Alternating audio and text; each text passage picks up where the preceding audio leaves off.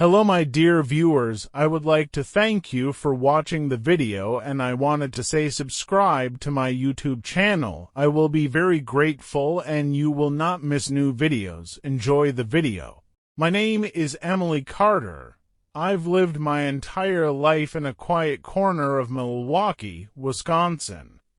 At 32, I worked as a waitress in a dingy diner on the edge of town. My life was a cycle of long shifts, bad tips, and constant worrying about paying bills. The only excitement came from daydreams of escaping it all. But I never expected a dream like that to come true or to turn into a nightmare. It all started on a cloudy Thursday afternoon. I'd left work early because my manager, Stan, was unusually kind or just too hungover to care. I decided to take the long way home, cutting through the abandoned industrial district. It was risky, sure, but it shaved off 15 minutes. That's when I saw a battered duffel bag sitting in the middle of the road. I almost ignored it, but something about it caught my attention. Maybe it was the way it was perfectly zipped, or maybe I was just too curious for my own good. Either way, I stopped. The bag was heavier than I expected. I looked around, no cars, no people, just silence. My heart pounded as I unzipped it, and there it was, stacks and stacks of money, neatly bundled, unmarked bills. My hands trembled as I counted one bundle, $10,000. There had to be hundreds of them in there, $3 million. For a second, I felt like I was dreaming. My thoughts raced. Who does this belong to? Why is it here? Should I call the police? But then another thought crept in, louder than the rest. What if I keep it?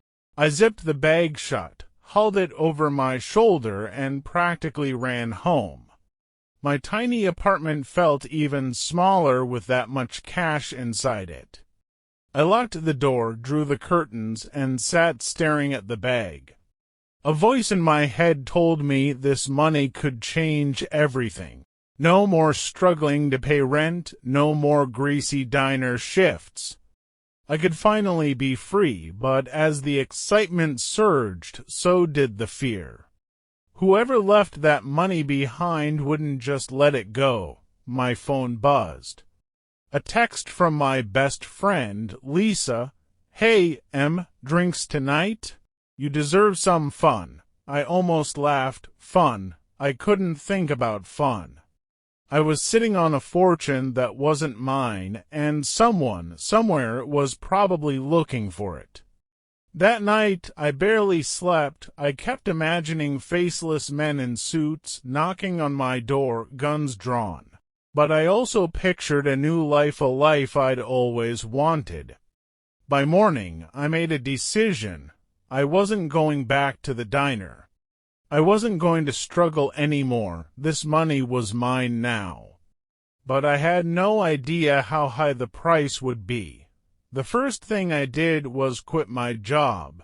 No notice, no explanation. I didn't care what Stan or my co-workers thought.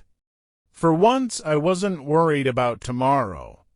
I rented a car cash, of course, and drove 3 hours out of Milwaukee to a small, no-name town.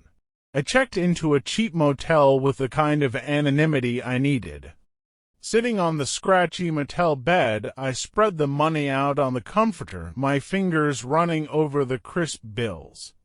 It felt surreal. I couldn't spend it all at once. That would draw attention. So I started small.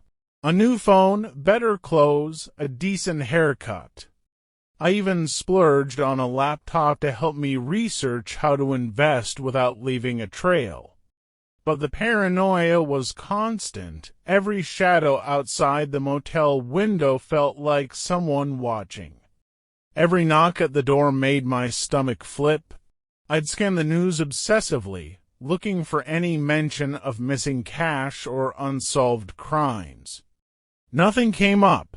Then I made my first big move. I rented a cozy little house on the outskirts of Chicago under a fake name. The realtor didn't bat an eye when I handed over 6 months' rent in advance. For the first time in years, I felt free. I wasn't scraping by or worrying about bills. I spent my days shopping, eating at fancy restaurants, and imagining this was how life was meant to be. But things didn't stay perfect for long. It started with a phone call. I didn't recognize the number, so I let it go to voicemail. The message was short and chilling. "We know you have the money, Emily. You can't hide forever." My blood ran cold. How did they find me? I thought I'd been so careful. I changed my phone, moved cities, even used cash for everything. Panic set in. I packed a bag, grabbed the duffel, and drove out of town without a plan. I found another motel, this one even more rundown than the last, and holed up there. That night, I got another call. This time, I answered. "You're in over your head," a deep voice said. "That money doesn't belong to you." "Who is this?" I demanded, trying to keep my voice steady. "That's not important. What matters is that you give it back. If you don't, things will get unpleasant." The call disconnected. My hands shook as I clutched the phone. The next morning, I noticed a black SUV parked across the street from the motel. It didn't move for hours. When I finally mustered the courage to leave, the driver's eyes followed me. They had found me. I realized then that the money wasn't a blessing, it was a curse. And I was in far deeper than I ever thought possible, but I wasn't giving up, not yet. This was my chance to change my life, and I wasn't about to let anyone take it from me.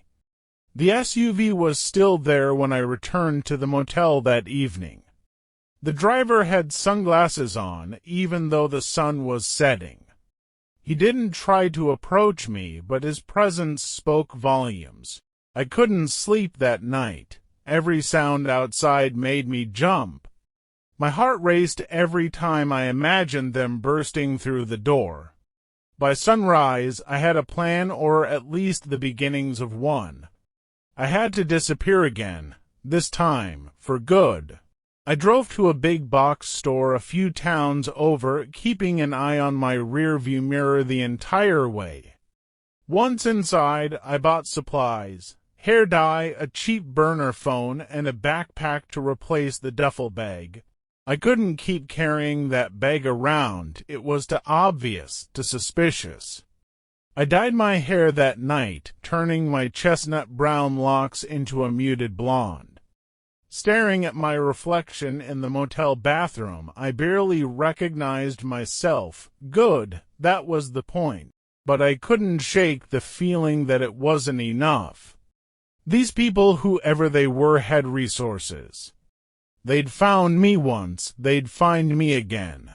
The next day, I withdrew cash in small increments from a team scattered across 3 different cities, always keeping my head low and my eyes scanning the surroundings. By the time I finished, I had about $20,000 in smaller bills packed into my new backpack, the rest of the money. I couldn't risk carrying it all. I stuffed the duffel into a storage locker at a train station in Chicago and memorized the key's serial number before tossing it in a river. For a moment, I felt a flicker of relief. Maybe that would throw them off. Maybe I could finally catch my breath. I was wrong. Later that night, as I sat in a dingy diner trying to eat, a man slid into the booth across from me. He was tall, with a shaved head and a leather jacket that screamed trouble. "Emily," he said, his voice calm but laced with menace. My heart dropped. I didn't know this man, but he knew me. "Wrong person," I said, trying to sound indifferent. He chuckled, shaking his head. "Don't insult my intelligence." You've made this harder than it needs to be. You've got one last chance to return the money." "I don't have it," I lied, my voice trembling. His expression darkened. "You've got 2 days to get it back. After that, well, let's just say you won't like the consequences." He stood and left as quickly as he'd appeared, leaving me frozen in the booth.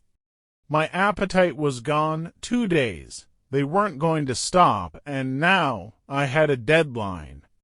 I spent the next 24 hours trying to think of a way out. The money was my lifeline, but holding on to it felt like clutching a ticking time bomb. I thought about running again, but where would I go? They'd always find me. Then an idea came to me, a dangerous, desperate idea. If they wanted their money so badly, I'd give it to them. On my terms. It was time to turn the tables. I didn't sleep that night. Instead, I planned. If they wanted the money, I'd make them work for it, and I'd use the time to get as far away as possible. The first step was reclaiming the duffel bag from the storage locker. Early the next morning, I drove to the train station in Chicago, parking a few blocks away to avoid drawing attention. My hands trembled as I unlocked the storage unit, the sight of the money still sending a rush of adrenaline through me. With the bag slung over my shoulder, I headed to a library across town. Libraries, I'd learned, were one of the few places where you could still use a computer without leaving a trace. From there, I set up a burner email account and sent a message to the man who'd confronted me at the diner. His contact info was scrawled on a card he'd slipped into my hand before he left. The email was simple. "If you want your money, meet me at the parking lot on 8th and Wabash at midnight. Come alone, no tricks." It was a bluff, of course. I had no intention of showing up, but I needed them distracted. By the time I hit send, I was already heading to the next part of my plan. At a hardware store, I bought a cheap prepaid phone, duct tape, and an assortment of basic tools. By evening, I was parked in an abandoned industrial area on the edge of town. Using the tools, I broke into an old storage shed and stashed the duffel bag inside. It wasn't perfect, but it was far enough off the grid to buy me time. Then I prepared the bait. From the cash I'd withdrawn earlier, I packed a second bag with a fraction of the money, just enough to make it seem like the real deal. I left it in the parking lot at 8th and Wabash, tucking the burner phone inside with one of its many duplicate keys. When midnight came, I wasn't there to see what happened. I was parked miles away, sitting in another dingy motel room, waiting for the phone to buzz. It didn't take long. "You think this is a game?" the text read. "You're going to regret this." I smiled grimly. Let them regret it. I wasn't about to hand over the money or myself on a silver platter. The next day, things escalated. As I drove through a quiet residential street, a black SUV roared up behind me, tailing me dangerously close. My pulse spiked as I made a sharp turn, then another, weaving through side streets. No matter how many corners I took, they stayed right on my bumper. In a panic, I sped into a crowded shopping plaza and jumped out of the car, leaving it running. I darted through the crowd, weaving between people, my heart pounding in my chest. I made it into a department store and slipped into the dressing rooms, crouching behind the curtains. Minutes passed, and no one came after me. When I finally peeked out, the SUV was gone. That night, another text came through. "Tick-tock, Emily, time's running out." I was running out of options. They were closing in, and I couldn't keep running forever. Then it hit me. There was one place I could go, one place where they wouldn't dare follow: the police. But if I went to the cops, I'd lose everything: the money, my freedom, my chance at a new life. I stared at the phone, weighing my options. Was the money worth risking my life for? I didn't have an answer. But I knew one thing: I was running out of time.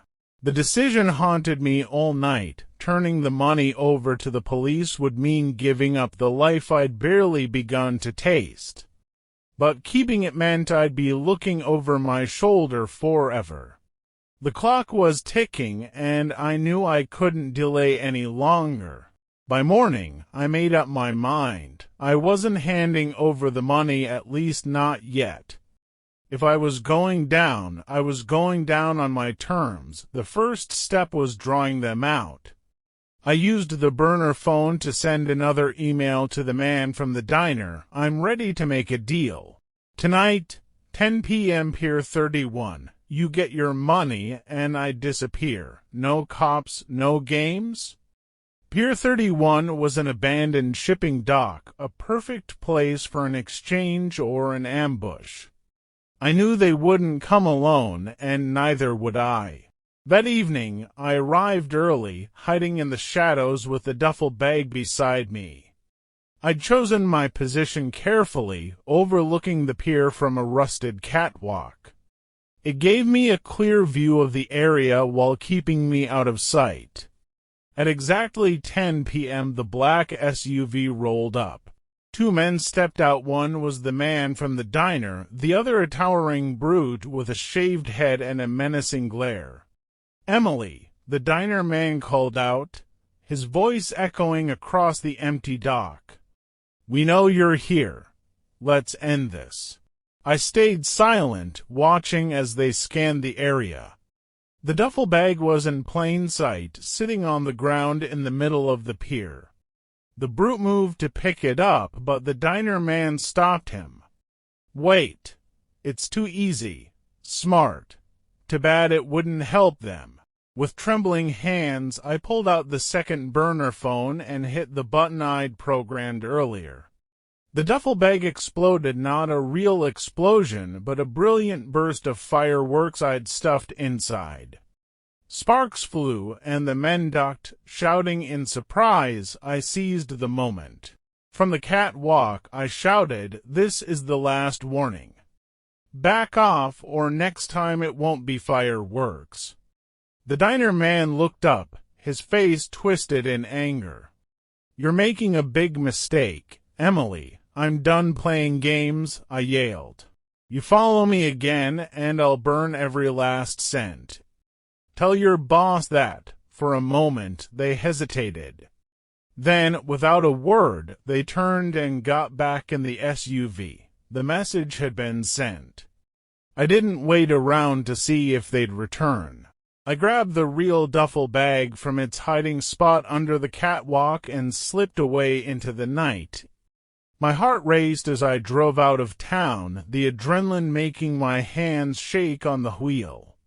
I didn't know if my stunt had worked or if they'd be back. But for now, I had a head start, and I wasn't about to waste it. 2 weeks later, I was in a small beachside town in Oregon, living under a new name. The money had bought me freedom, but I knew it wouldn't last forever. Paranoia lingered, and I always kept a packed bag by the door ready to run.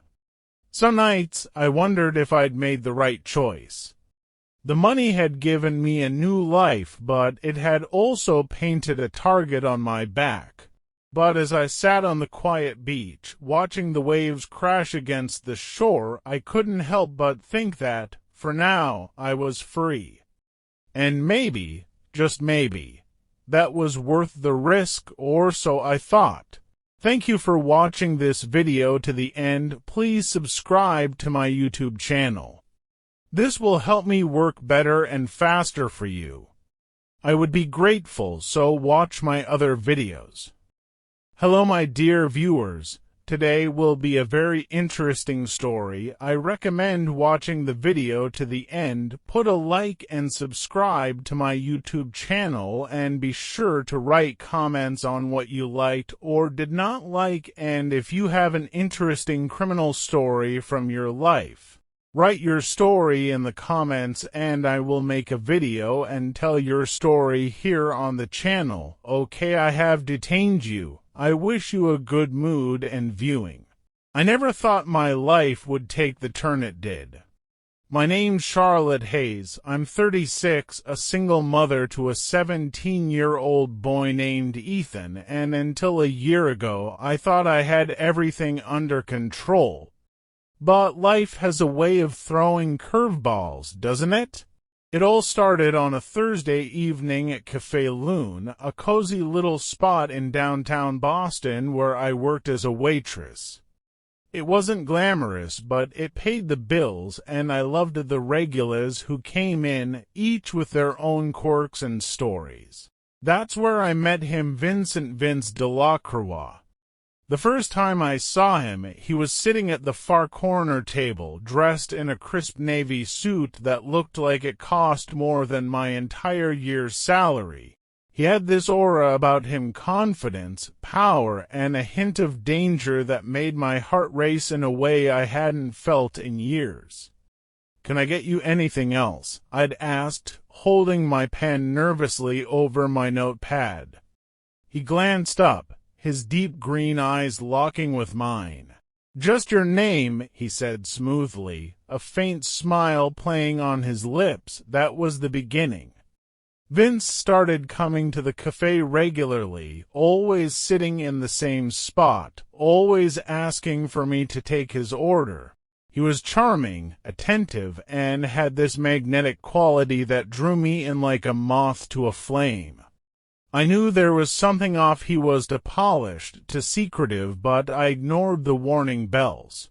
I hadn't dated anyone seriously since Ethan's dad walked out on us when he was a baby. I told myself it was time to let someone in, to take a chance. Vince made me feel seen, like I was more than just a struggling single mom trying to make ends meet. Ethan, on the other hand, wasn't thrilled when I told him about Vince. "Mom, you don't even know him," he said one night after I mentioned I had plans with Vince for dinner. "I know enough," I replied, feeling defensive, "and he makes me happy. That's all that matters, isn't it?" Ethan didn't argue, but I could tell he didn't trust Vince.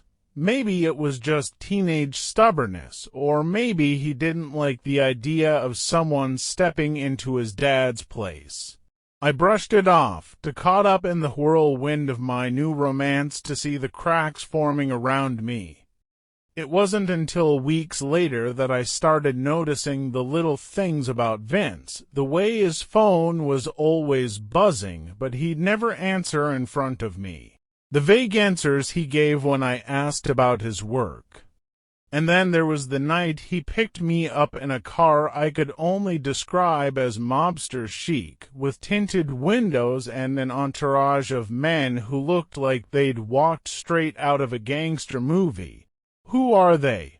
I'd asked nervously as we drove to the restaurant. "Business associates," he said with a shrug, his tone casual but his grip on the wheel tight. I wanted to believe him. I wanted to believe that this man who made me laugh, who looked at me like I was the only woman in the world, was just another successful businessman with a few eccentricities. But deep down, I knew the truth was far darker than I wanted to admit. It was a chilly Friday evening when Vince invited me to his estate for the first time. Estate might be an understatement. It was more like a fortress. The sprawling mansion sat at the end of a long, tree-lined driveway, surrounded by high walls and guarded by men who looked like they hadn't smiled in years. "Wow," I whispered as he led me inside. The interior was a stunning mix of modern luxury and old-world charm, with marble floors, ornate chandeliers, and walls lined with priceless art. Like it? Vince asked, his hand resting lightly on my back. It's overwhelming, I admitted, my voice tinged with awe and unease. Get used to it, he said with a wink. This is your life now. I laughed nervously, but his words lingered in my mind. Your life now. I wasn't sure if he meant it as a promise or a warning. As the weeks passed, I began to see more of Vince's world, and it terrified me. I couldn't ignore the phone calls he took behind closed doors, the late-night meetings with men whose faces were hardened by years of violence.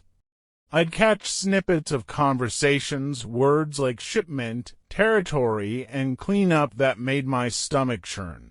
One evening, while Vince was out, I decided to snoop. It wasn't something I was proud of, but my gut was screaming that something was wrong. I found a locked drawer in his study, and after searching his desk, I discovered the key. Inside were files, photographs, and maps. One file caught my eye. It had the name of a local shipping company scrawled on the tab. I flipped it open to find lists of names, transaction amounts, and dates. My heart pounded as I realized I was looking at evidence of smuggling operations, money laundering, and even murders. I slammed the drawer shut and hurried back to the living room, my hands trembling. When Vince returned, he noticed my unease immediately. Something wrong, Charlotte? He asked, his voice calm but his eyes sharp. No, I lied, forcing a smile, just tired. He didn't press, but I could feel his gaze lingering on me longer than usual. Things came to a head 2 weeks later when Ethan came home one evening with a black eye and a split lip. What happened? I demanded, rushing to his side. It's nothing, he muttered, brushing me off. It's not nothing, I insisted. Who did this to you? Ethan hesitated, then sighed. Mom, I need to tell you something, but you have to promise not to freak out. I sat down, bracing myself. Okay, I promise. I've been working with this group, he began, his voice low. We're trying to expose criminal organizations in the city, bring them down from the inside, and Vince is one of our targets. The room spun. What are you talking about? Mom, Vince is a crime lord, Ethan said bluntly. He runs one of the biggest mafia operations in the city. Drugs, weapons, human trafficking, you name it. He's involved. I shook my head, refusing to believe it. No, that's not true. Vince isn't like that. He's dangerous, Mom, Ethan interrupted. You have to get away from him. If he finds out what I'm doing, he won't think twice about coming after me or you. Tears filled my eyes as the weight of Ethan's words sank in. The man I'd fallen for wasn't just a businessman with a mysterious side. He was a monster. That night, I lay awake, torn between my feelings for Vince and the desperate need to protect my son. By morning, I knew there was no way this could end well. After Ethan's revelation, I felt like I was walking a tightrope over a pit of vipers. Every moment with Vince felt like a lie, every glance from him a potential threat, but I couldn't let him see my fear. If he suspected that Ethan or I knew the truth, I didn't even want to imagine what he might do. Ethan begged me to leave Vince immediately. We'll go somewhere far away, he said. Change our names, disappear. He'll never find us. But I knew it wasn't that simple. Vince had connections everywhere. Running wouldn't guarantee safety, and if I left abruptly, it might raise suspicions, putting us in even greater danger. For now, I had to stay. I had to pretend. That evening, Vince surprised me with a weekend getaway plan. "Pack your bags," he said, his voice full of excitement. "I've got something special lined up for us." "Where are we going?" I asked, trying to sound thrilled. "It's a surprise," he replied with a wink. "You'll love it." As I packed my things, my heart raced. I didn't trust this trip, but I couldn't refuse. If I acted differently, if I slipped up, it could all be over. Ethan was furious when I told him. "You can't go with him, Mom. What if he's setting you up?" I squeezed his hand, trying to reassure him. "I'll be careful, Ethan, I promise." Before I left, Ethan slipped a small recording device into my purse, just in case, he said. "If he says anything incriminating, we can use it to bring him down." The trip was to a secluded cabin in the mountains, miles away from any signs of civilization. The view was breathtaking: snow-capped peaks, endless forests, but I couldn't enjoy it. The isolation made my skin crawl. Over dinner, Vince was his usual charming self, but I couldn't shake the feeling that he was testing me. His questions felt pointed, his smiles a little too knowing. "You've been quiet lately," he said, pouring me a glass of wine. "Everything okay?" Of course, I lied, forcing a smile. "Just a lot on my mind." He murmured, studying me. "You know, Charlotte, trust is everything in a relationship. Without it, there's no foundation." The words felt like a blade against my neck. "I trust you," I said quickly, "completely." He leaned back, his expression unreadable. "Good. Because I'd hate to find out you were keeping secrets from me." That night, as Vince slept, I turned on the recorder and placed it near his phone, hoping to catch something useful. I knew it was risky, but it was the only way to gather evidence without drawing suspicion. The next morning, Vince announced we'd be heading back to the city earlier than planned. "Something's come up with work," he explained. My stomach sank. I knew that couldn't be good. When we returned, I hurried to Ethan's room, handing him the recorder. "Check this," I whispered. "I don't know if it caught anything, but it's all we've got."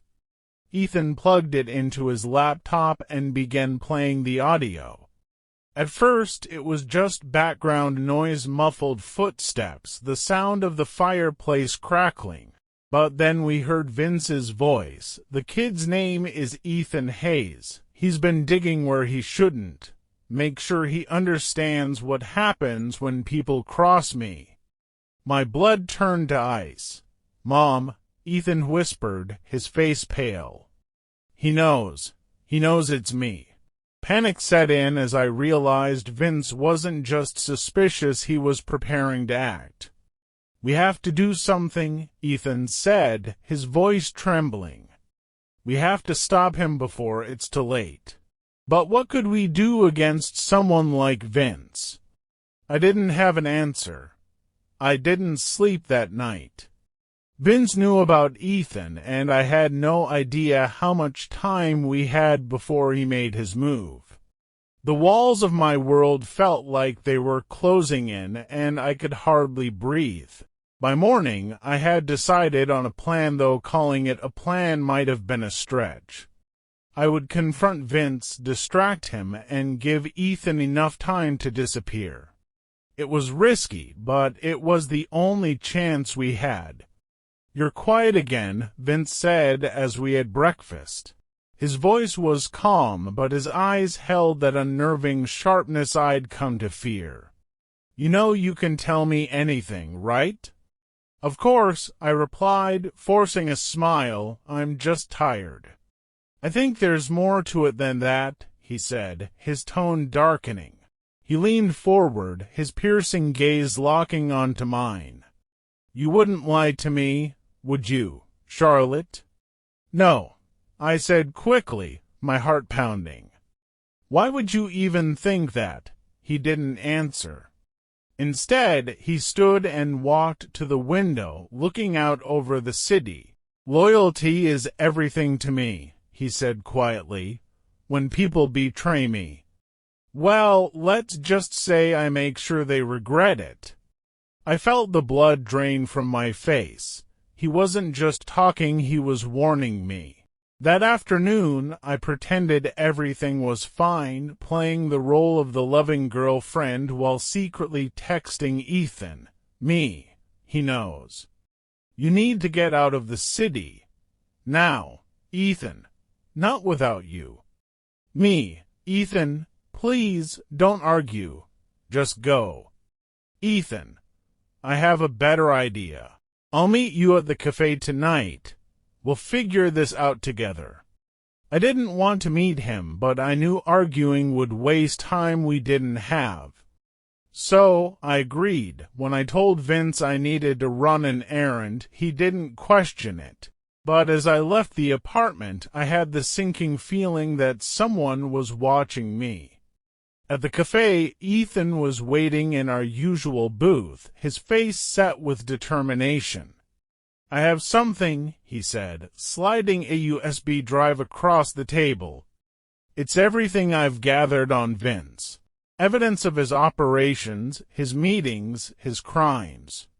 If we get this to the FBI, they can take him down. That's great, I said, though my voice wavered. But how do we stay alive long enough to do that? Ethan's jaw tightened. I have a federal agent. I'll get this to him tonight. I shook my head. It's too dangerous. Let me do it, Mom. No, Ethan said firmly. This is my fight. You shouldn't even be involved. Before I could argue, my phone buzzed. It was a text from Vince. Vince, come home now. My chest tightened. He knew. We need to leave, I whispered, grabbing Ethan's hand. Now, but as we stepped outside, the black SUV screeched to a stop in front of the cafe. Men in suits poured out, guns drawn. Run! I screamed, shoving Ethan toward the alley. We sprinted down the narrow passage, dodging crates and trash bins. Behind us, I could hear the heavy footsteps of Vince's men. Ethan reached the end of the alley first, but as I followed, a hand clamped down on my arm. I turned to see one of Vince's enforcers, his face cold and expressionless. Charlotte, he said, boss wants to see you. I struggled, kicking and thrashing, but it was no use. Ethan's voice echoed behind me as I was dragged toward one of the SUVs. Mom, go, Ethan, I shouted. Get out of here. I only prayed he listened. They shoved me into the SUV, the door slamming shut with a finality that echoed in my chest. I could still hear Ethan's voice calling my name as the car sped away. I prayed he had gotten away, that he'd listen to me and disappear. The drive back to Vince's estate was suffocatingly silent, the only sound the hum of the engine and the occasional click of a radio from the driver. My heart pounded so loudly it felt like it might burst from my chest. When we arrived, Vince was waiting in the grand foyer. He looked calm, that scared me more than if he'd been yelling. Charlotte, he said, his voice smooth as silk, come here. I stepped forward hesitantly, my legs trembling. Vince, he held up a hand to silence me. Do you think I'm a fool? He asked, his tone deceptively soft. No, of course not, I stammered. Then why, he continued, taking slow, deliberate steps toward me, have you and your son been playing games behind my back? My stomach dropped. He knew everything. Vince, please, I began, my voice breaking. Ethan's just a kid. He doesn't understand. Oh, He understands perfectly, Vince interrupted, his calm veneer cracking. He's been working with the feds. Do you have any idea what that could do to me? To everything I've built. I shook my head, tears streaming down my face. I didn't know, I swear. Please, let him go. He's just trying to protect me. Protect you? Vince laughed bitterly. The irony, Charlotte, is that I was protecting you. I trusted you, and you betrayed me. He motioned to one of his men, who handed him a tablet. Vince tapped the screen, and a live feed appeared. My heart stopped when I saw Ethan on the screen, cornered in a warehouse, surrounded by Vince's men. No, I screamed, rushing toward him, but two of his guards held me back. Your son has been very busy, Vince said, his voice cold, but I'll give you a choice. I froze, my breath hitching. Your son's life, he said slowly, or yours. The words hit me like a freight train. You don't have to do this, I whispered, my voice shaking. Please, Vince, let him go. I'll do whatever you want. I already told you the terms, he said, his expression unreadable. Choose, Charlotte. The room spun as the weight of the decision pressed down on me.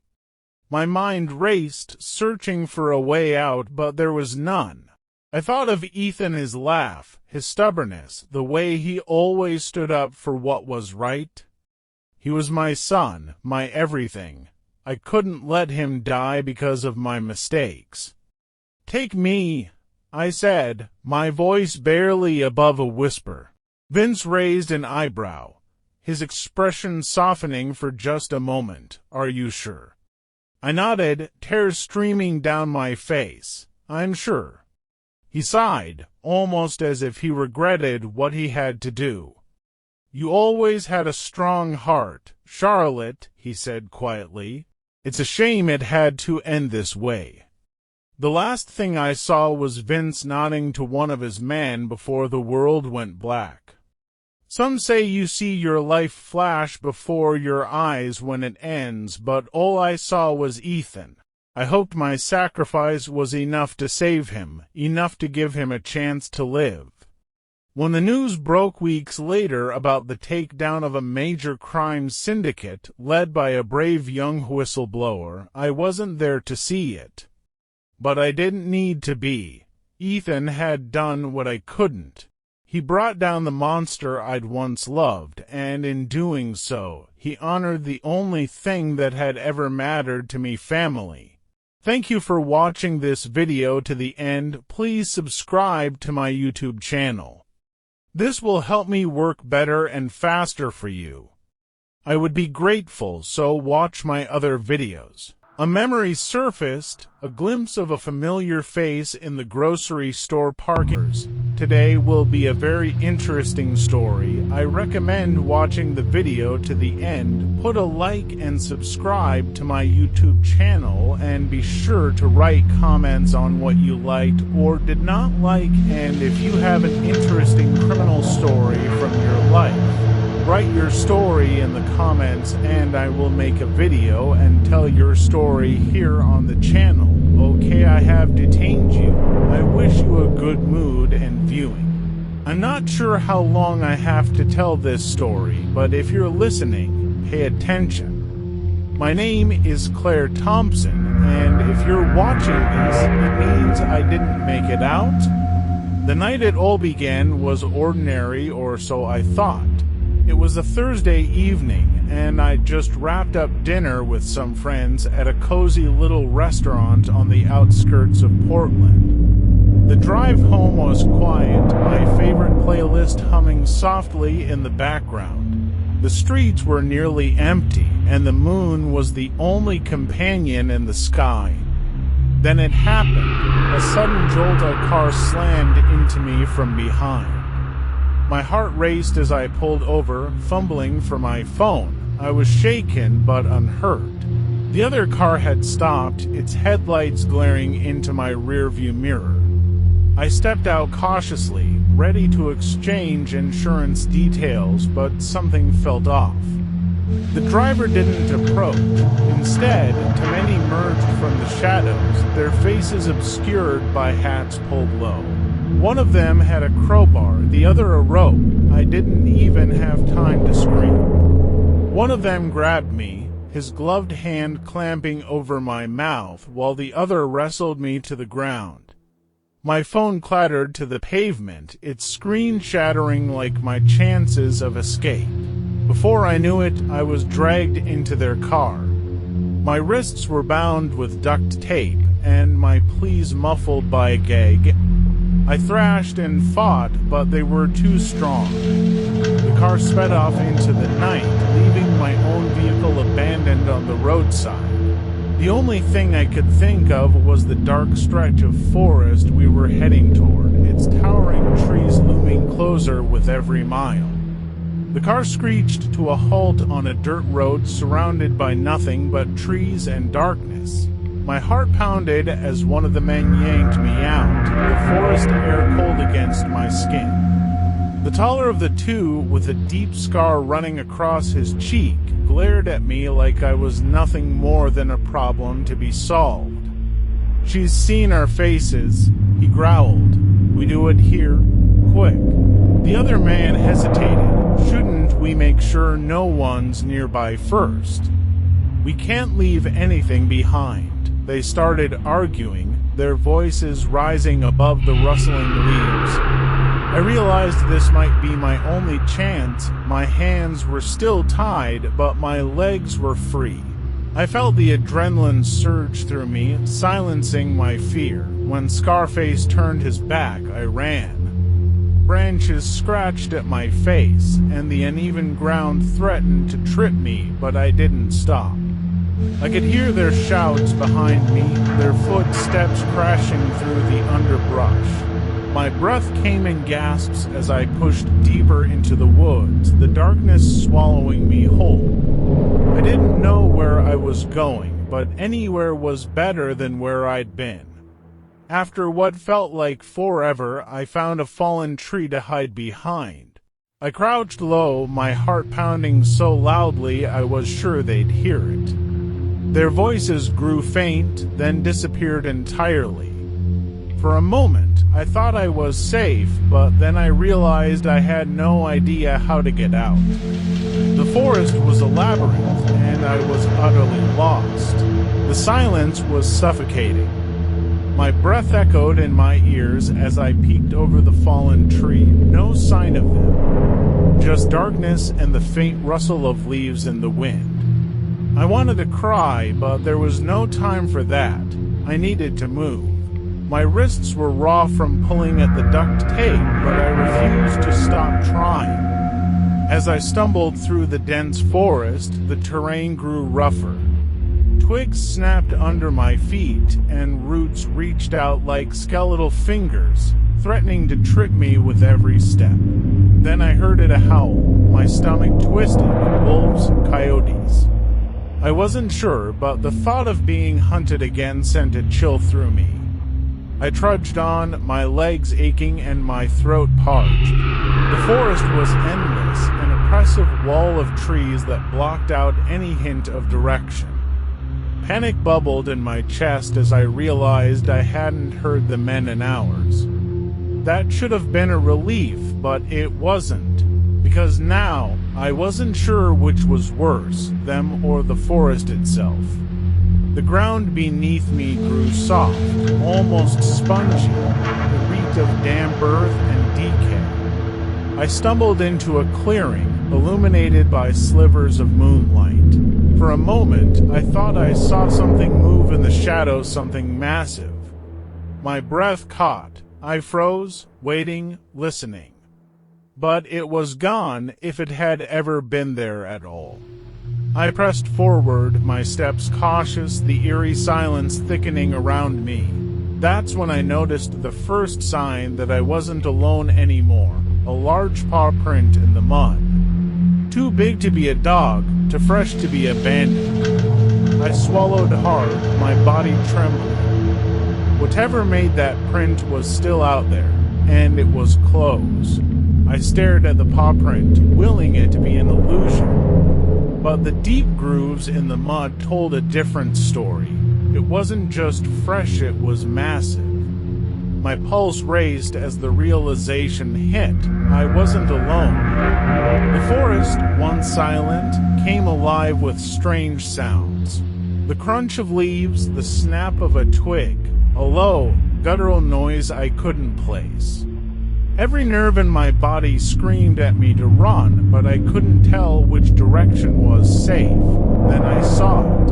In the pale moonlight, a shadow moved between the trees, large and lumbering, its bulk shifting with a terrifying grace. My mind raced, trying to process what I was seeing. A bear. A massive one. It hadn't seen me yet, but that didn't matter. My heart pounded so loudly I was sure it could hear it. I ducked low, praying the shadows would hide me. The bear sniffed the air, its head turning slowly. It knew I was here. I backed away as quietly as I could, each step feeling like a gamble. My foot landed on a branch, and the sharp crack echoed like a gunshot. The bear's head snapped in my direction, its dark eyes locking onto me. I bolted. The forest blurred around me as I sprinted, adrenaline pushing me past the pain in my legs. I didn't look back. I didn't want to see how close it was. But I could hear branches snapping, heavy paws pounding the earth. It was chasing me. The uneven terrain betrayed me, and I tripped, falling hard onto the ground. My hands were still bound, making it impossible to catch myself. Pain shot through my side as I rolled onto my back, gasping for air. The bear emerged from the shadows, its enormous form towering over me. Its breath was hot and heavy, its teeth gleaming in the dim light. I scrambled to my feet and ran again, desperation fueling my every move. But deep down, I knew the truth. I couldn't outrun it. My lungs burned, and my legs felt like they would give out at any moment. The forest was alive with the sound of the bear crashing through the underbrush behind me. Every instinct told me to keep moving, but I was running out of strength and time. I stumbled into another clearing, this one wider and eerily quiet. The moonlight bathed the space in an unnatural glow, and for a brief moment, I thought I might have a chance. Then I heard it, a deep, guttural growl that seemed to come from everywhere and nowhere all at once. The bear stepped into the clearing, its massive body casting a shadow that swallowed the light. Its dark eyes locked onto mine, and blinking and predatory. I froze, every fiber of my being telling me to run, but my legs wouldn't move. I glanced around, searching for anything I could use as a weapon, but there was nothing. Just rocks, dirt, and the endless forest. My hands were still bound, the duct tape cutting into my skin. The bear took a step closer, then another. Its movements were slow, deliberate, as if it knew there was no need to rush. I backed away, my foot catching on a root. I fell again, my body hitting the ground with a thud. This was it. As the bear loomed over me, its breath hot against my face, my mind raced with regret and fear. How had it come to this? A simple drive home, a wrong turn, and now this. The bear roared, the sound shaking the very air around me. I tried to scream, but no sound came out. In that moment, I stopped fighting. There was no escape. The last thing I saw was the glint of its teeth as it lunged forward, and then everything went dark. Thank you for watching this video to the end. Please subscribe to my YouTube channel. This will help me work better and faster for you. I would be grateful, so watch my other videos. Hello my dear viewers. Today will be a very interesting story. I recommend watching the video to the end. Put a like and subscribe to my YouTube channel, and be sure to write comments on what you liked or did not like, and if you have an interesting criminal story from your life. Write your story in the comments and I will make a video and tell your story here on the channel. Okay, I have detained you. I wish you a good mood and viewing. Hi, my name's Emily. I'm 27, a stepdaughter to a woman named Crifan, and this story. Well, it's something I've never told anyone before. But I feel like it's time the truth came out. It all began with a simple dinner invitation. Crifan had planned one of her famous family gatherings, a big deal for her. She loved to flaunt our perfect family to her friends. Dad adored her, and she always made sure everyone knew it. This dinner, though, wasn't just for close family. She invited her business associates, a couple of neighbors, and some distant relatives we hardly ever saw. It was Crifan's way of showing the world her perfect life, but it wasn't perfect, I knew that. You see, my dad, Mark, married Crifan when I was 15, not long after my mom passed away. Crifan had this picture-perfect appearance, a beautiful smile, immaculate blonde curls, and a voice so sweet you'd think she could never hurt a fly. But behind the closed doors of our house, she was controlling, manipulative, and, quite frankly, a master at playing the victim. I tolerated her for my dad's sake, though. He seemed happy with her, or at least he pretended to be, but then something happened. Something I never expected. A week before the dinner, I stumbled across an email while using the family computer. It wasn't snooping, I swear. I was just logging into my own account, and her email popped up. The subject line caught my eye. It read, "Last night was perfect." Curiosity got the better of me. I clicked on it. The message wasn't from my dad. It was from a man named Ethan. My hands trembled as I stared at the email. The words blurred, but I forced myself to focus. Ethan had written, "I can't stop thinking about last night. The way you laughed, the way you kissed me, it felt like nothing else mattered. You said you were unhappy at home, and I just want you to know I'll wait for you, Crifan, no matter how long it takes. Love, Ethan." I froze, trying to process what I'd just read. My stepmother, the woman who'd woven herself into my family's life like a silk thread, was having an affair, and not just a casual fling. It sounded emotional, intimate, deep. I wanted to scream, to confront her right then and there, but I didn't. Instead, I quickly closed the email and walked away, my heart pounding like a drum in my chest. I needed to think. That night, I barely slept. The idea of Crifan betraying my dad, this man who adored her, who'd given her everything, made me sick. And Ethan, who was he? Where did he fit into Crifan's double life? The next morning, I decided to dig deeper. I know it sounds wrong, but something inside me wouldn't let it go. So, while Crifan was out running errands, I went back to the family computer and searched her email for Ethan's name. There were dozens of messages. Some were short and sweet, "I miss you already," or "thinking about you," but others were more explicit. I won't repeat what they said, but trust me, they left no room for doubt about what was going on between them. As if that weren't bad enough, one email mentioned Ethan's upcoming visit.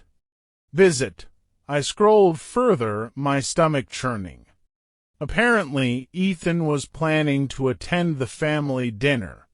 He wasn't just some stranger Crifan was hiding away. He was someone she was bringing into our home, sitting at our table, pretending to be just another guest. And that's when I knew I had to act. The day after I discovered the emails, I couldn't stop replaying everything in my mind. Every smile Karen gave my dad, every sweet word she'd said in front of us, it all felt like a lie. I couldn't look at her without wondering how long this had been going on and what kind of man Ethan was. I needed answers. That evening, I waited for Karen to leave the house again. She always went to the gym at 6 p.m. sharp, dressed in her spotless workout gear, complete with a designer water bottle. It was almost laughable. She'd act like she was going to sweat it out on the treadmill, but I knew better. She wasn't coming back with so much as a stray hair out of place. As soon as she pulled out of the driveway, I ran upstairs to her bedroom. Karen's life revolved around appearances, so her closet was immaculate. Designer shoes and clear boxes, color-coded dresses, and a faint hint of lavender from her sachets. I went straight to her nightstand. Inside, I found the usual hand lotion, a couple of books, some receipts, but then I spotted a small leather-bound journal tucked in the back. My pulse quickened. I hesitated for a moment, then flipped it open. The first few pages were harmless, filled with lists of goals and quotes she'd probably picked up from Instagram. But then, about halfway through, I hit the jackpot.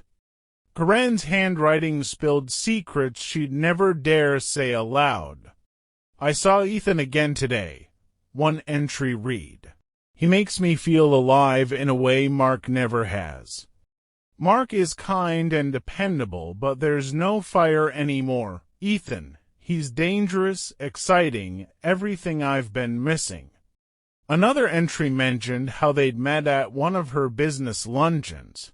Ethan was a client, someone she'd struck up a conversation with during a networking event. What started as friendly banter turned into long lunches, late-night calls, and eventually, well, you get the idea. But the most chilling part was at the end of the entry. "I wish I could tell Ethan the truth about my stepdaughter. Emily is smart, too smart. I think she suspects something." I dropped the journal, my heart pounding so hard I could feel it in my throat. She knew I was onto her. Had I been that obvious? Suddenly, I heard the faint rumble of Karen's car pulling into the driveway. Panic surged through me. I shoved the journal back into the drawer, carefully arranging everything as it was before sprinting downstairs to the living room. I grabbed a random book off the coffee table and pretended to read as Karen walked in. "Hey, Em," she said, her voice as sugary sweet as ever. "What are you reading?" "Oh, just something for work," I replied, not meeting her eyes. "Good girl," she smiled, but there was something about the way her gaze lingered on me. It felt sharp, calculating. I couldn't let her know what I'd found. Not yet. Not until I figured out what to do. The days leading up to the dinner were unbearable. I couldn't stop thinking about the emails, the journal, and Karen's unnerving smile when she looked at me. She knew something was off, but I wasn't about to let her win. When the day finally arrived, I had a plan. Karen, as expected, was in full hostess mode. She flitted around the house, barking orders at the caterers and adjusting every detail to perfection. The dining table gleamed with polished silverware, and the air was heavy with the smell of roasted chicken, baked potatoes, and her signature apple pie. Dad, oblivious as ever, was in the living room chatting with a couple of neighbors. He looked so happy, so proud of the life he'd built with Karen. Watching him made my chest tighten. He didn't deserve this. The guests started arriving around 7 p.m. and Karen played her part perfectly. She greeted everyone with hugs, compliments, and that wide, practiced smile. I watched her like a hawk, waiting for Ethan to show up, and then he did. He was tall, clean-shaven, and had that polished look of a businessman who knows how to command a room. He wore a crisp navy suit, his hair perfectly combed back. But what struck me most was the way Karen lit up when she saw him. It wasn't subtle, not to me. At least, Ethan. Karen exclaimed, walking over to him with an enthusiasm she didn't show for anyone else.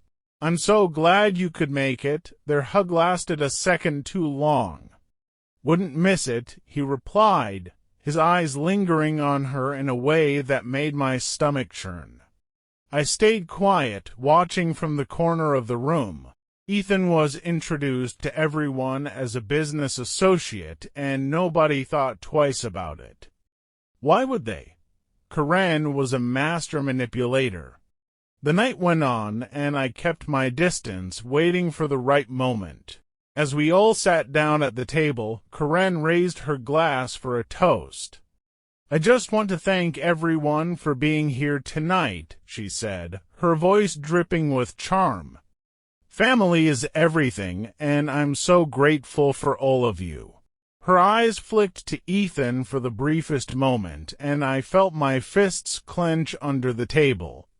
The conversation flowed easily after that, laughing, reminiscing, the clinking of glasses. Karen was in her element, playing the perfect wife and hostess. But beneath it all, I could see the tension, the way her eyes darted to Ethan whenever she thought no one was looking. And then it happened. "Emily, you've been quiet tonight," Karen said suddenly, turning her attention to me. Her tone was light, but there was an edge to it, like she was challenging me. I forced a smile, my heart pounding. "Just taking it all in," I replied. "Well, don't be shy," she said with a laugh. "You're part of this family, too." Her words felt like a taunt. I glanced at my dad, who was happily eating his dinner, completely unaware of the storm brewing around him. I looked back at Karen, then at Ethan, and I knew I couldn't hold it in any longer. "Actually, there's something I've been meaning to share," I said, my voice steady. The room fell silent. All eyes were on me. "What is it, sweetheart?" my dad asked, his brow furrowing slightly. I looked directly at Karen, watching the color drain from her face.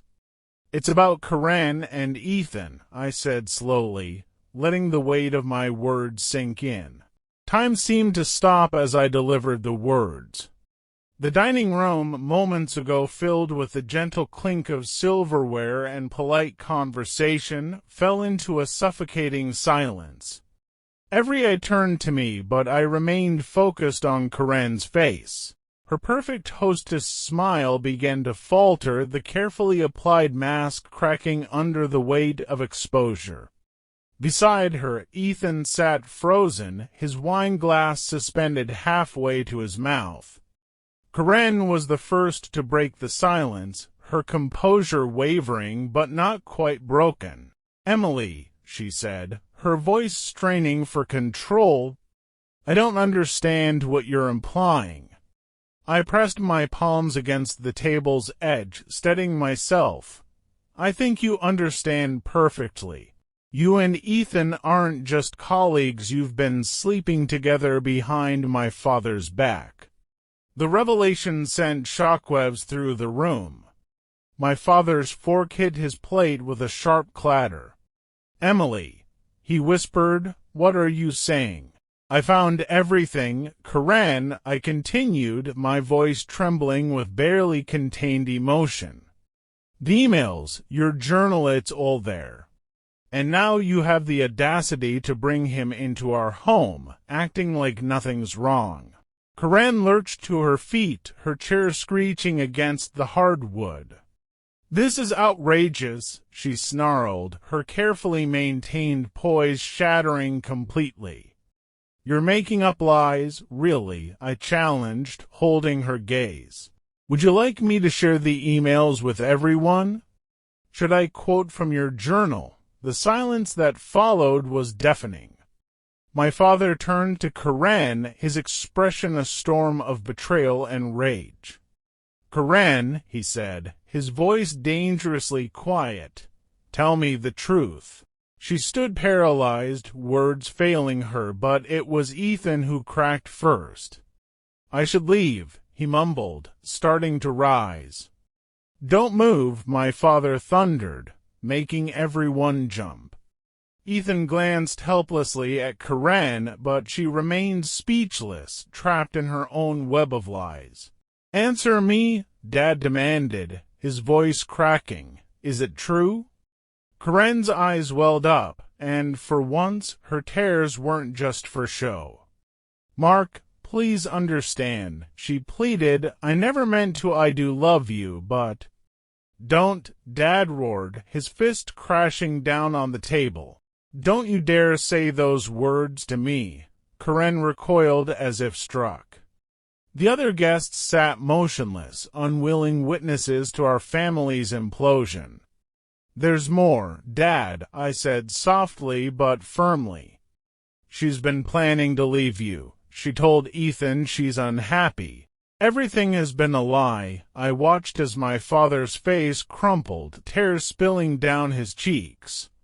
It was the first time I'd ever seen him cry, and the sight tore at my heart, but I knew he needed to hear it all.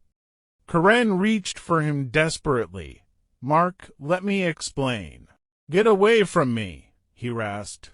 "I can't even look at you right now." The evening dissolved into chaos after that. Crifan fled upstairs, Ethan slipped away without a word, and our guests made their uncomfortable exits, offering awkward condolences to my father on their way out. I stayed behind to help clean up, though neither of us spoke. We moved through the motions in silence, the weight of what had happened pressing down on us both. That night, Crifan packed her things and left. Whether she went to Ethan or somewhere else, I never knew and never cared to find out. Dad filed for divorce the next morning, and while his recovery took time, he eventually found happiness with someone worthy of his trust. Looking back, I learned that revealing the truth, however painful, can be an act of love. Sometimes breaking things is the only way to make them right. As for Crifan, she vanished from our lives completely. But sometimes I wonder if she ever reflects on what she destroyed, the family she shattered, and the trust she never regained. Thank you for watching this video to the end. Please subscribe to my YouTube channel. This will help me work better and faster for you.